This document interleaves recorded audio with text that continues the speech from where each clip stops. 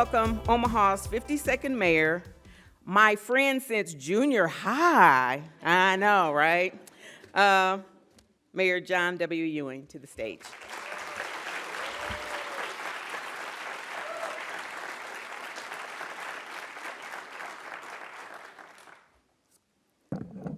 Good afternoon, everyone. Man, good afternoon, everyone. I'm going to train this whole city if I have to say, when I say good morning, good afternoon, we respond.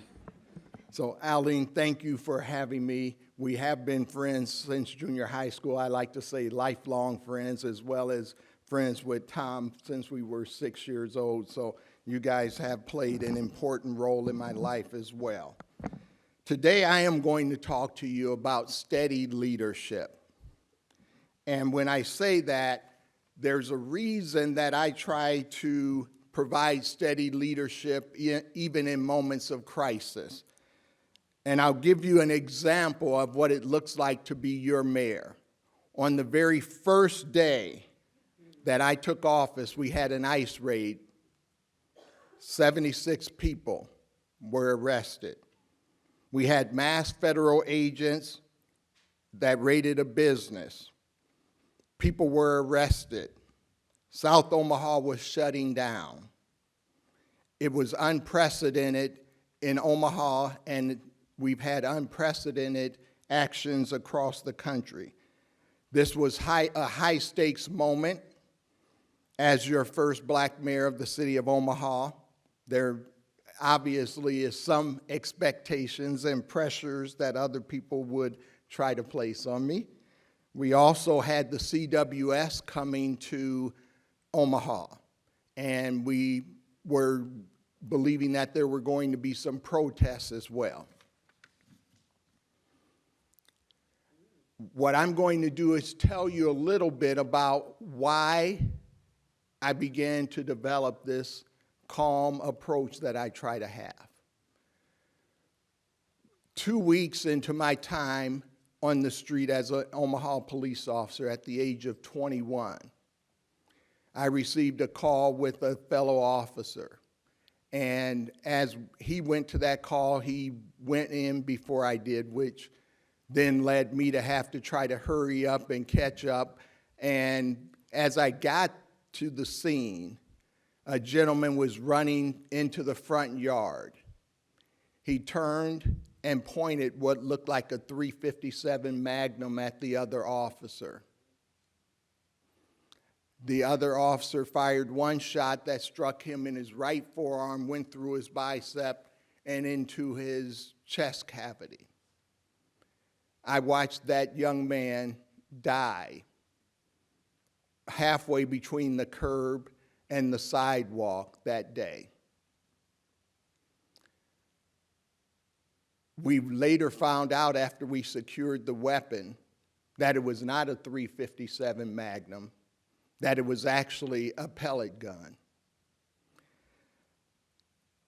That taught me at that very moment that this was going to be a very challenging career for a guy 21 years of age. And I knew that I had to learn to lead with a steady hand because people were going to be counting on me in life and death situations. On June 10th, that was the day of the raid. We had to, on that very first day, remain calm, keep our staff calm, keep this city calm. If I lose my composure during that time, the city loses its focus, its composure, and we have chaos like we've seen in other cities. We had to gather our team. We had to calm some of them down because it was very personal. We also had to get a message out to the people of this community, and we had to convey a sense of calm and that we had it under control. That is one of the key points that I want to make about calm, steady leadership, is if you as a leader don't have that presence and you don't show calm, cool, collected behavior, other people will become even more rattled and more nervous about what is going on. So it's critically important that you are always maintaining that. You might have a whole bunch of emotions going on. You might have a whole bunch of things happening internally, but you can't show it. You have to be able to stay calm in those critical moments. What we wanted to do with that incident was show that we cared, show that we were a city that was going to stand with the people in this community, with our immigrant community in difficult times. And so we did that. We brought a lot of resources together. We brought people that had expertise in this area that could support the families because we thought that was critically important at that time.